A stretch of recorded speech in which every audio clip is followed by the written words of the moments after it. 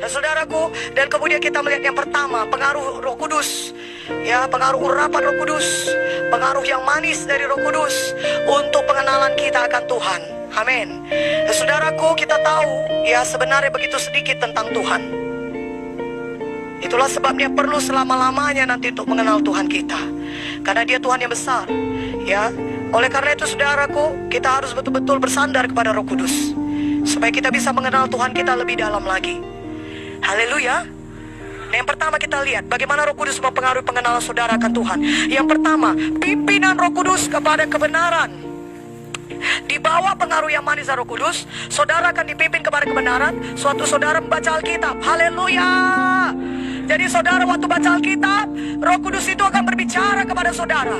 Dia pimpin saudara kepada kebenaran. Dan tahukah saudara, firman Tuhan berkata, kebenaran itu akan membebaskan kita. Kalau Roh Kudus berkata-kata saudara, Dia akan pimpin saudara kepada kebenaran. Yang artinya saudara tidak perlu takut saudara melenceng. Karena ada juga orang Kristen berkata, takut kali aku menyimpang dari jalan Tuhan, takut kali aku melakukan hal yang salah. Tidak usah takut. Kalau hati saudara murni seperti itu, datang kepada Roh Kudus. Biarkan Roh Kudus memenuhi saudara, penuh dengan Roh Kudus, berbahasa roh, minta Roh Kudus menerangkan arti Alkitab, maka Dia akan memimpin saudara pada segala kebenaran.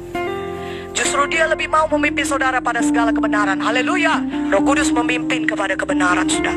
Jadi siap-siap. Jangan tidak bersiap sedia. Karena kadang-kadang Roh Kudus itu bekerja dengan cepat. Roh Kudus bekerja dengan tiba-tiba. Saudara sudah doakan itu beberapa lama. Saudara sudah pikirkan itu. Saudara sudah tanya kepada Tuhan. Haleluya. Ya, setiap hamba Tuhan harus dikuasai Roh Kudus. Amin. Jangan bergantung lagi kepada indera dan memakai pikiran, terus memakai kepintaran manusia. Harus mau bertanya kepada Roh Kudus.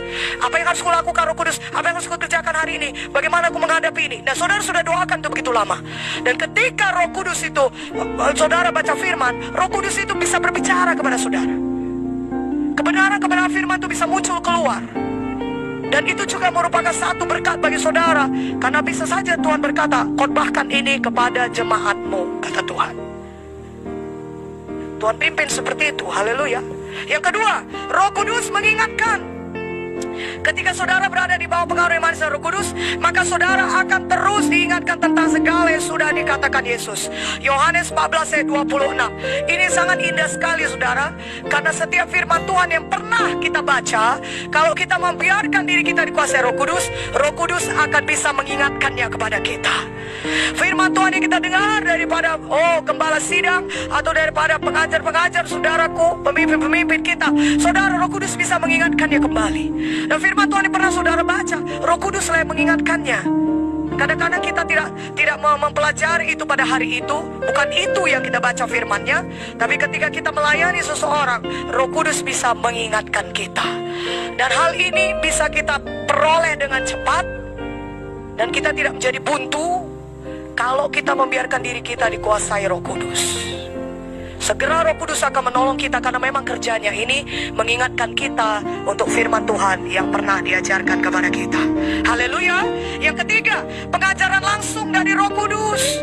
Kalau saudara berada di bawah pengaruh yang manis dari Roh Kudus, maka saudara akan diajari langsung oleh Roh Kudus.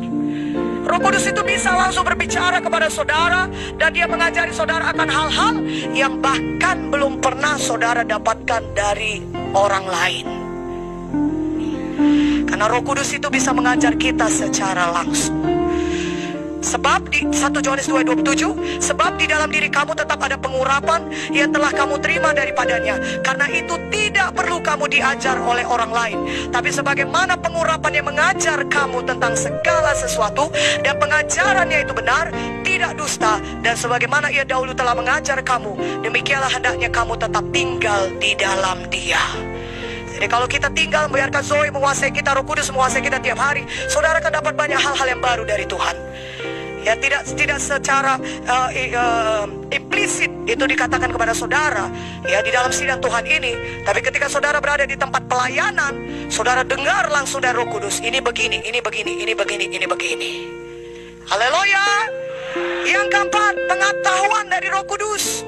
Kalau saudara berada di bawah pengaruh yang manis Roh Kudus, saudara akan mengetahui banyak perkara. Dan Sebenarnya saudara, kita tanpa diajar oleh orang lain, sudah ada nih Roh Kudus itu berbicara kepada kita. Jadi gak benar kalau kita selalu menjawab, gak tahu aku itu, gak pernah diajari aku itu. Sejujurnya sebenarnya kalau kita mau jujur, sebenarnya kita pun sudah merasa itu bukan hal yang benar dilakukan. Tapi kita mengeraskan hati dengan memakai tameng, aku tidak pernah diajari seperti itu. Dan kita berkata hal-hal yang seperti, padahal sebenarnya Roh Kudus itu adalah Roh Kudus yang berbicara. Dia langsung mengajari kita. Dia memberitahukan kepada kita banyak perkara. Banyak perkara.